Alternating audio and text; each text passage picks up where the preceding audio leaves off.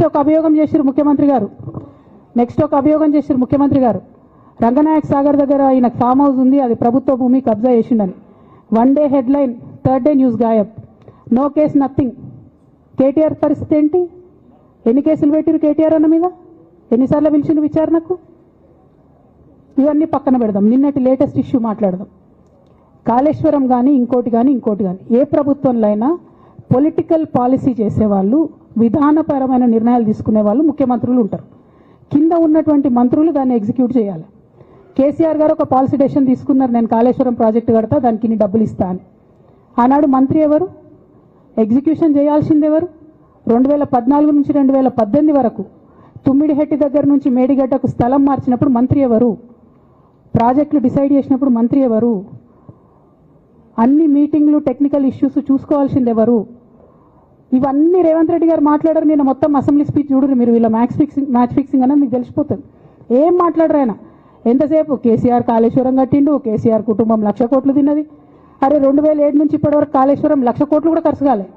1,00,000 కోట్లు ఖర్చు కాని ప్రాజెక్టులో 40 లక్షల ఎకరాలకు నీళ్ళీయంగా కూడా 1,00,000 కోట్ల అవినీతి అయింది అంటారు రేవంత్ రెడ్డి గారు. దాన్ని మళ్ళీ ఓన్లీ కేసీఆర్ గారి గురించి చెప్తారు, హరీష్ రావు గారి గురించి మాట్లాడరు. ఎందుకంటే ఇంటర్నల్ అండర్స్టాండింగ్ ఉంది వీళ్ళిద్దరికి. నేను రామన్నను ఒకటే రిక్వెస్ట్ చేస్తున్నా, అన్న ఇవాళ మీతో బాగున్నట్టు వాళ్ళు నటించవచ్చు, హరీష్ అన్న కావచ్చు, సంతన్న కావచ్చు, కానీ వాళ్ళు మన మంచి కోరుకునే వాళ్ళు కాదు, వాళ్ళు తెలంగాణ ప్రజల మంచి కోరుకునే వాళ్ళు కాదు, వాళ్ళు కేసీఆర్ గారి మంచి కోరుకునే వాళ్ళు కాదు. వాళ్ళను మీరు దూరం పెట్టి రాజకీయంగా తెలంగాణ రాష్ట్ర సమితిలో ఇప్పుడు బీఆర్ఎస్లో పనిచేస్తున్నటువంటి హార్డ్ కోర్ కార్యకర్తలను దగ్గరికి తీసుకొని, ప్రజా ఉద్యమాలు తీసుకొని ప్రజల దగ్గరికి పోతేనే మన పార్టీ బతుకుంటుంది, నాన్న పేరు బాగుంటుంది. ఇవాళ నాన్నకు సిబిఐ అనేటటువంటిది వచ్చిందంటే అది కేవలం హరీష్ రావు గారు, సంతోష్ రావు గారి అవినీతి వల్లనే వచ్చిందని మళ్ళొకసారి నేను గంటాపదంగా చెప్తున్నాను. ఇంకా గమ్మత్ ఏంటంటే ఇదే హరీష్ రావు గారు వాళ్ళ ఫాలోవర్స్ అంతా నిన్నటి నుంచి చెప్తున్నారు, హరీష్ అన్న చాలా కష్టపడ్డాడు, డే 1 నుంచి ఉన్నాడు అని. డే 1 నుంచి లేడండి. చాలామంది రిపోర్టర్లకు తెలుసు, సీనియర్ రిపోర్టర్లకు డే 1 నుంచి లేడు. పెద్దసారు టీడీపీ నుంచి బయటకు వస్తుంటే, మామయ్య మనకెందుకు, డిప్యూటీ సీఎం మనం ఎందుకు రాజీనామా చేయాలి, ఈ ఉద్యమం ఏమవుతుందో, ఈ పార్టీ ఏమవుతుందో మనకు రిస్క్ ఎందుకని ఆనాడు ఈనాడు పేపర్లో వచ్చింది. 1,50,00,000 రూపాయలు తీసుకొని వ్యాపారం చేసుకుందామని హరీష్ రావు గారు ఎక్కడికో పోయిందని కూడా వచ్చింది. కటింగ్ కోసం దొరికినప్పుడు ఎప్పుడో ట్వీట్ చేస్తుందని నేను. బీఆర్ఎస్ పార్టీ ఆనాడు టీఆర్ఎస్ పార్టీ పెట్టినాక 9-10 నెలల తర్వాత వచ్చింది హరీష్ రావు గారు. డే 1 నుంచి లేరు. నమ్మకం లేకుండా ఆయన పార్టీ నిలబడుతుందో ఉంటుందో పోతుందో అని. ఓకే అయిపోయింది. రాగానే సారు పెద్ద హృదయం కాబట్టి క్షమించిరు, దగ్గర తీసుకున్నారు, ఎమ్మెల్యే కాకముందే మంత్రి ఇచ్చిర్రు, అన్ని రకాలుగా ఆదరించారు, అన్నీ చేసిండ్రు. ఎప్పుడైతే పార్టీకి ఒక్క క్షణం చెడ్డ పేరు వచ్చిందో ఎక్కడ పోయిండండి ఈయన? చక్కగా పోయి వైఎస్ రాజశేఖర రెడ్డిని కలవలే? మీ అందరికి గుర్తులేదు ఆ ఫోటో? సీనియర్ నాయకులందరికీ బాగా మాట్లాడతారు, అన్ని దగ్గర ఉన్నా, నేనే ఉన్నా, నేను ఎక్కడ లేను. నిన్న పాపం చాలా మంది ఈ కొత్త సోషల్ మీడియా పిల్లలు ఉన్నట్టు వాళ్ళకి హిస్టరీ తెలియదు అనుకుంటా, అందుకే చెప్తున్నా ఇవాళ. అదేవిధంగా నేను పెద్ద ట్రబుల్ షూటర్ అంటారు. ట్రబుల్ షూటర్ కాదు, ఈజ్ బబుల్ షూటర్. ఆయన ఏంటంటే ట్రబుల్ ఆయన్నే క్రియేట్ చేస్తాడు, చేసి నేనే సాల్వ్ చేసినట్టు నటిస్తాడు. నేను లేటెస్ట్ ఎగ్జాంపుల్ చెప్తా పట్టురు. నేను మొన్న దాసోజు శ్రవణ్ అన్న ఎలక్షన్ ఎమ్మెల్సీ ఎన్నికలలో బీఆర్ఎస్ పార్టీ డిసైడెడ్ ఒకటే క్యాండిడేట్ని పెడదామని. కానీ హరీష్ రావు గారు ఇంటర్నల్గా బీజేపీ వాళ్ళతో మాట్లాడుకొని ఏం చెప్తారంటే, మీ దగ్గర నుంచి ఒక క్యాండిడేట్ని ఇవ్వండి, నేను మామయ్యని కన్విన్స్ చేసి 2వ క్యాండిడేట్కి పెట్టిస్తా అంటే he wants to create a trouble. ఈ క్రైసిస్లో ఆల్రెడీ మన పార్టీలోకి వెళ్ళి 10 మంది ఎమ్మెల్యేలు వెళ్ళిపోయినాక, 38 మందిలో 10 మంది పోయినాక నువ్వు ఇంకో సెకండ్ క్యాండిడేట్ని పెడితే ఎంత కన్ఫ్యూజన్ అవుతుంది? ఎవరెవరు ఎటెట్ ఓట్లు వేస్తారు?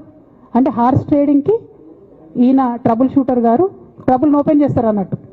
నాకెందుకో లక్కీగా ఒక బీజేపీ ఎమ్మెల్యే గారు ఫోన్ చేసి, అక్క మరి పెద్దసారి పర్మిషన్ ఉందా హరీష్ అని ఇట్లా అంటున్నారంటే, నేను డైరెక్ట్గా పెద్దసారికే ఫోన్ చేసి నాన్న మరి ఇట్లా అంటున్నారు, మనం సెకండ్ క్యాండిడేట్కి పర్మిషన్ ఇస్తారంటే, nothing doing, only Shravan will get elected, ఎవరు చెప్పారు మీకు అన్నారు. అంటే నేను ఆ విషయం వెంటనే అటువైపు కన్వే చేసిన, లేదండి మాకు అట్లాంటి ఆలోచన లేదు. ఎందుకు ఈ రీసెంట్ ఎగ్జాంపుల్ చెప్తున్నా ఇవాళ అంటే, హరీష్ రావు గారు ట్రబుల్ క్రియేట్ చేసి ట్రబుల్ని మాఫీ చేసినట్టుగా ప్రయత్నం చేస్తారు. బీఆర్ఎస్ కార్యకర్తలందరికీ నేను నా తమ్ముళ్ళకి రిక్వెస్ట్ చేసి చెప్తున్నా, మా చెల్లెలకు రిక్వెస్ట్ చేసి చెప్తున్నా, మీకు పెద్ద స్థాయిలో జరిగే అన్ని విషయాలు తెలియకుండా అందరూ మన వెల్ విషర్స్ అనుకుంటారు. అది మీ తప్పు కాదు. ఎందుకంటే కేసీఆర్ సార్ అంత ఓపెన్ మైండ్తో ఓపెన్ హార్ట్తో ఉంటారు కాబట్టి బీఆర్ఎస్లో ఉన్న అందరూ అట్లే ఉంటారు అనుకుంటారు. కానీ చాలా మందికి చాలా హిడెన్ ఎజెండాస్ ఉన్నాయి. ఒక పక్క కాంగ్రెస్తో కలిసి ఉన్నారు, ఇంకో పక్క బీజేపీతో మాట్లాడుతున్నారు, ఎటు ఎవరితో అవసరమైతే అటు మాట్లాడుతున్నారు. అదేవిధంగా 2018 ఎన్నికలలో హరీష్ రావు గారు 25 మంది ఎమ్మెల్యేలకు ఎన్నికలలో అడిషనల్ ఫండింగ్ ఇచ్చారు, పార్టీ ఇచ్చింది కాకుండా. ఏడికేలు వచ్చినాయి హరీష్ రావు గారికి అన్ని డబ్బులు? 100% కాళేశ్వరంలో జరిగిన అవినీతి నుంచి వచ్చిన డబ్బులే. ఆయన ఆలోచన ఏం చేసిందంటే ఏమన్నా కొద్దిగా అటు ఇటు అవుతుందేమో రిజల్ట్, నా దగ్గర ఎమ్మెల్యేస్ ఉండాలని ఆలోచన చేశాను. నీకు అసలు అట్లాంటి ఆలోచన ఎందుకు వచ్చింది?